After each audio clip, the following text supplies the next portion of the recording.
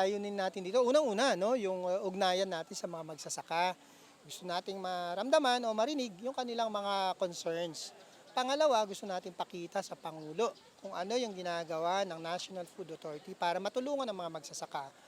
Kikita natin na kung paano yung mga pamamaraan na ginagawa natin para lumuwag. Katulad noon, pinamadali natin yung mga pag-pull out ng mga palay ng ating mga millers so that magkaroon ng espasyo. Mga magsasaka ang mga nagbibigay ng kanin sa ating mga hapagkainan. Dapat talagang tulungan. Yun ang mariing utos ng Pangulo. 2 years from now, kapag nakumpleto na yung modernization program na ginagawa natin sa National Food Authority, kung saan mino-modernize natin ang ating mga facilities. Kasama na doon yung nabanggit kong 136 and 36 new construction. Ito yung mga facilities na ilalagay natin kompleto.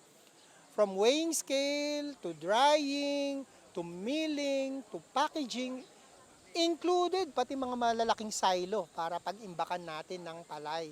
Bagong ways of doing things, mas responsive, may malasakit, no? At tumutugon sa mga pangangailangan ng mga nasasakupan or constituents or yung mga clientele natin.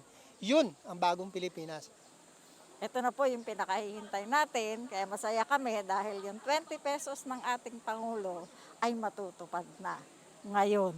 Kalaking bagay po ito, lalo na po sa mga mahihirap po nating mga kababayan, sa amin pong mga seniors, na talaga naman pong hanggang sa tumanda ay naghihirapan pagdating sa pagpapakain sa pamilya.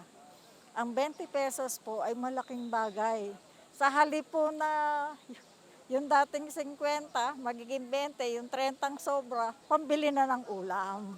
Amin pong mahal na Pangulo, labis po kaming nagpapasalamat dahil eto na po yung pangarap ng mga mahihirap, lalo na po sa aming mga seniors, na matupad na po. Dumating na po ang 20 pesos po nating bigas. Ito po ay kami ay sobra-sobra po talagang nagagalak. Masyadong masaya ako kasi marami nangarap niyan. Tsaka ayaw ko mapintasan ng presidente natin. Malaking bagay po yan kasi lalo na kung mahirap ang pamilya, mga kapuspalad, siyempre budget ang atin pera. So kung naging 20 na, at least makabili pa tayo ng ibang bagay. Maraming salamat po. At dumating na ang murang bigas na inaasahan ng mga Pilipino. Wala nang Pilipinong magugutom sa bagong Pilipinas. President, talagang pinaparating ko po yung aking buong pusong pasasalamat sa ganitong programa na inyo pong itinayo na talagang para po sa aming mga mahihirap. Maraming salamat po. Sana i-bless ka pa po at talagang marating natin yung mga dapat natin abutin. Gusto lang po namin magpaabot ng pasasalamat kay PBBM dahil matutupad na rin po yung matagal na namin hinihintay na magkakaroon na ng mas murang bigas sa halagang 20 pesos lang. Malaking tulong po sa amin, lalo na po yung parents ko po magsasaka po sa Bicol. Makakaluwag-luwag na po kami sa aming araw-araw na pamumuhay. Sa bagong Pilipinas, wala nang Pilipinong magugutom.